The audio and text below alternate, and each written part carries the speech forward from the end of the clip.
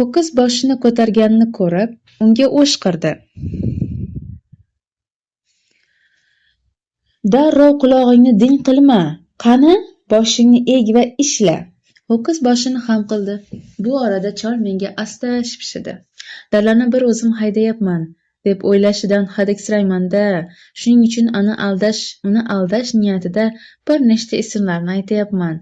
Atrofida boshqa ho'kizlar ham omoch tortayotganini eshitsa, yaxshiroq ishlaydi. Qariya jilmaydi. Oftob nurida yaltiragan bug'doymag'iz yuzidagi ajinlar bir-biriga qorishib ketdi. Ular xuddi loy to'lib qolgan egatlarga o'xshardi. Keyinroq o'sha quyuq ko'lankali daraxt ostiga yonimga kelib o'tirdi va jazirama tushdan so'ng menga o'z hikoyasini so'zlab berdi. 40 yildan ko'proq vaqt oldin otam bu dalalarni boshdan oyoq kezib chiqardi. U qora ipakdan tikilgan ko'ylak kiyar, qo'lini orqasiga qovushtirib olardi. Uydan chiqar ekan onamga yerlarimni bir aylanib kelay derdi. Otamni ko'rgan ishchilar mehnatdan bir zum boshlarini ko'tarib, xo'jayin deb salom berishardi. Shaharga borganda esa odamlar unga janob deb murojaat qilardi. O'ziga yarasha hurmati bor edi. Biroq hojatga oddiy kambag'allarga o'xshab chiqardi. Xonasida yotog'ining yonida turadigan tuvakka bavul qilishni xushlamas, dala hayvonlaridek tabiat qo'ynida ochiq havoda bo'shanishni yaxshi ko'rardi. Har kuni qorong'i cho'kkach, qurbaqaning vaqillashiga o'xshab kekirar, xonasidan chiqib, qishloqning kiraverishidagi hojatxonaga qarab yo'l olardi. Otam qorong'ulik uning dalalari ustiga bostirib kelar ekan, borgan sayin rang tusini o'zgartirib borayotgan osmonni tomosha qilishni xush ko'rardi. O'sha paytlarda moddiy ahvolimiz juda yaxshi, 65 gektardan ortiq yerimiz bor edi. Shu yerdan fabrikaning mo'risi ko'rinib turgan joygacha bo'lgan hudud bizga, Hu oilasiga tegishli edi. Otam va men yon atrofda boy badavlat janob va uning merosxo'ri sifatida tanilib ulgurgandik.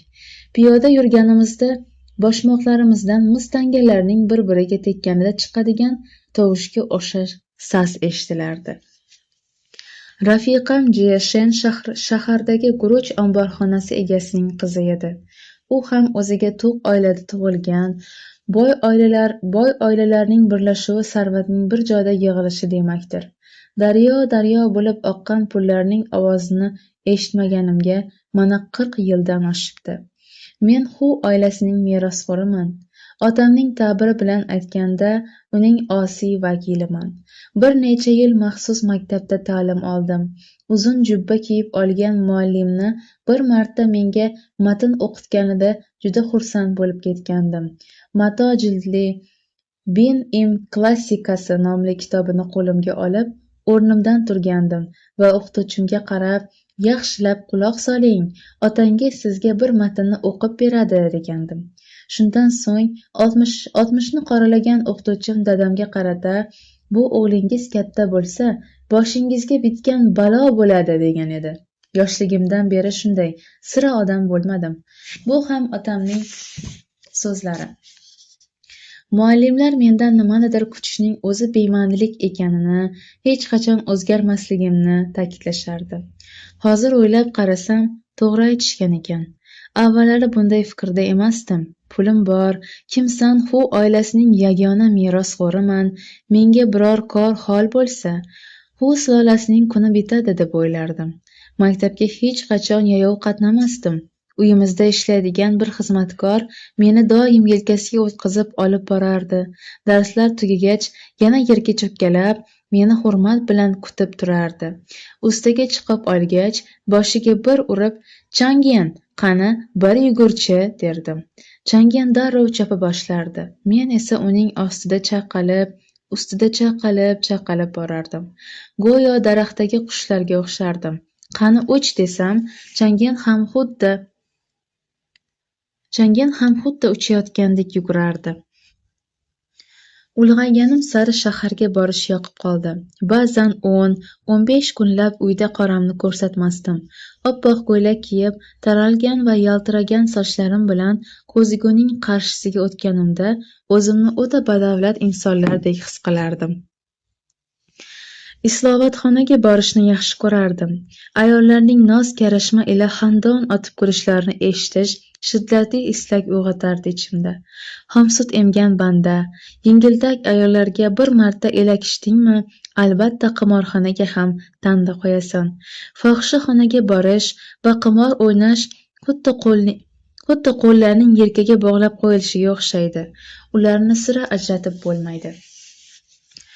Shunday qilib qimorga mukamdan ketdim. Islohotxonaga borish esa ko'ngil ermagim, ya'ni kishi ko'p suv ichib yuborganda hojatxonaga borishga ehtiyoj tuygani kabi, yanada ochiqroq aytadigan bo'lsak, faqat kichik hojatni chiqarishdek gap edi. Biroq qimor boshqacha. U meni ham xushnud qilar, ham holdan toydirardi. O'yin hayajoni mislsiz darajada huzur berardi. Odatda kunimni hech bir g'oya va maqsadlarsiz bekor o'tkazardim. Har kuni ertalab uyg'ongach, yagona o'yim bugungi kunni qanday o'tkazsam ekan deb o'ylash bo'lardi. Otam tez-tez xo'rsinib, ota-bobolarimizga loyiq bo'lmaganim uchun tanbeh berardi.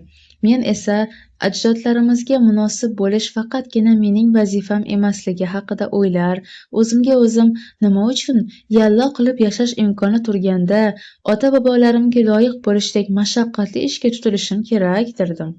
Qolaversa, otam ham yoshligida xuddi mendek bo'lgan ekan.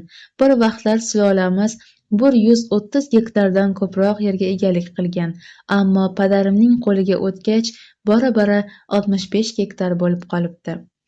Dadamga qarata xavotir olmang, ota-bobolarimiz mening o'g'lim bilan faxrlanishadi derdim. Kelajak avlodga yaxshi narsalarni qoldirish kerak. Onam bu gapni eshitganida qah-qah otib kulib yubordi va menga asta pichirladi. Otang ham yoshligida bobongga shunday der ekan. O'zimcha otam men amalga oshirishni istagan narsalar aslida bir paytlar o'zi qila olmagan ishlar bo'lsa kerak deb o'yladim. Buni qanday qilib qabul qilishim mumkin axir?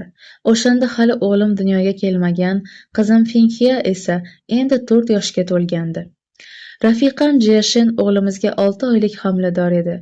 Ko'rinishi xunuklashib ketgandi. Yurganda go'yoki oyoqlari orasiga tayoq tiqib olgandek oldinga emas, balki yon tarafga talpanglab ketardi. Unga sovuqqina qilib, yoningdan shamol o'tib ketsa ham boshqorong'i bo'lib qolasan-a, degandim o'shanda. Jiyashen gap qaytarmasdi, biroq mendan bunday yoqimsiz gapni eshitib xafa bo'ldi va astagina shamol unchalik ham kuchli esgani yo'q edi deb qo'ydi. Qimor o'ynay boshlaganimdan beri rostdan ham ajdodlarimga loyiq farzand bo'lishni istardim. Otam qo'ldan chiqargan yerlarni qaytarib olishni o'ylardim. O'sha kunlari otam mendan shaharda nima qilib sandiroqlab yurganimni so'rab qoldi. Men unga bekor yurganim yo'q, ishlayapman dedim. Nima ish qilyapsan? Javobimni eshitishi bilan tepa sochi tikka bo'ldi. Yoshligida u ham otasiga xuddi shunday javob qaytargan ekan. Shaharda qimor o'ynab yurganimni bilgach, oyog'idagi kumosh poyabzalini chiqarib, menga qarata otdi. Chap berib qoldim. 1-2 marta urib to'xtasa kerak deb o'ylagandim.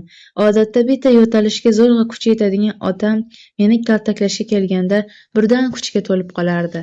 Men ham anoyi emasman. Po'stakday do'pposlashiga qarab tura olmasdim. Qo'lidan tutib, "Ana, bo'ldi endi ota" dedim. Dunyoga kelishimga sababchi bo'lganingiz uchungina jim turibman. Yetar, bas deb qo'shib qo'ydim. Otamning o'ng qo'liga yopishgandim. Bu safar chap qo'li bilan o'ng oyog'idagi kavushni chiqarib oldi. Qarasam, haliyam kaltaklashga urinyapti. Chap qo'lini ham tutib oldim. Harakat qila olmay qoldi. Jahli chiqqani uchun biroz muddat titrab, oxiri "Xayrsiz bola" deb baqirdi. Men ham o'z navbatida unga "Yo'qoling" dedim. Qo'llarim bilan itargan edim, devor ostiga yiqilib tushdi.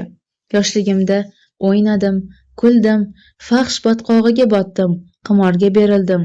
Bekorchilik va dangasalikning barcha ko'chasiga kirib chiqdim.